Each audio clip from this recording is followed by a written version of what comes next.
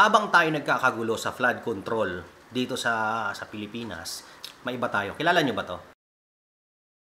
Siya si Charlie Kirk, 31 years old. Mahilig siya makipagdebate. Siya yung nakikita nyo lagi sa TikTok, sa mga iba-ibang social media platform na ang hilig niyang, alam mo yun, gisingin sa katotohanan yung mga tao in the way of pagdebate. At very entertaining to the point na sumikat talaga siya sa kanyang career. Like, for example, ang pinagtatalunan nila lagi is gender, education is a scam, political views, at recently, sa partido siya ni Donald Trump. So, nakakagulat, grabe. September 10, sa edad na 31 years old, binaril si Charlie Kirk sa Universityville of Utah, Orem, sa US yon. Approximately 12 ng tanghali. Grabe kung nakita, marami kayong mapapanood na video na iba't ibang anggulo. Sobrang ano talaga to, devastating yung nangyari. Ganito kagaan ang security ng Amerika pagdating sa mga events. Kung mapapansin nyo, nangyari din to kay Donald Trump at nangyari din kay Charlie Kirk. Ayon sa aking mga napanood, dead on arrival daw si Charlie Kirk. At according sa governor ng Utah, isa itong political assassination. Is a political assassination.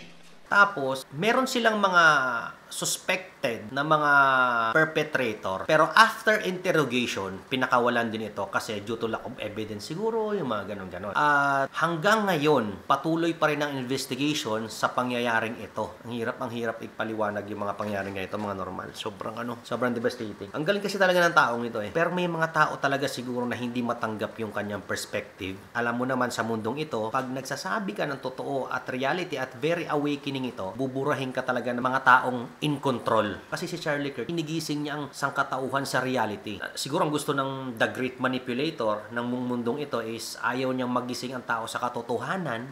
Dahil sa ginagawa ni Charlie Kirk, nalulose control na siguro yung pinaka-great manipulator sa taas, kung sino man yan. Hindi yung creator iba yung creator. Yung nagmamanipula ng mundo, kaya siguro binura siya. Okay naman kasi yung content ni Charlie Kirk actually. Okay yung kanyang karir kasi dumadami yung follower niya, nakakabuo siya ng community. Nga lang, ganun talaga sa mundong ito, the higher your achievement, the higher the risk. Ganun talaga siya. Kaya, enjoy nyo na lang yung buhay nyo na walang sinasagasa ang tao. Pero, sa pagkakaalam ko, sa pagkakadesign sa mundong ito, mahirap gawin yun eh. Unless, bumalik tayo sa primitive way of living.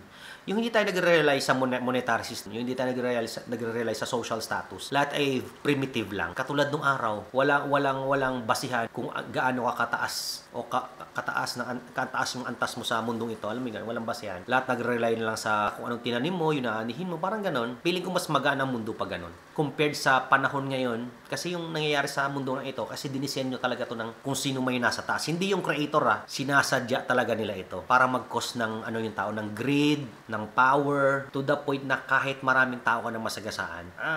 It's a form of depopulation din. Parang hindi masyadong dumami yung tao. Feeling ko sinasadya ng nasa taas lang yan. Kung sino man ang nagdisenyo ng society natin, feeling ko ayaw nila yung ginawa ni Charlie Kirk.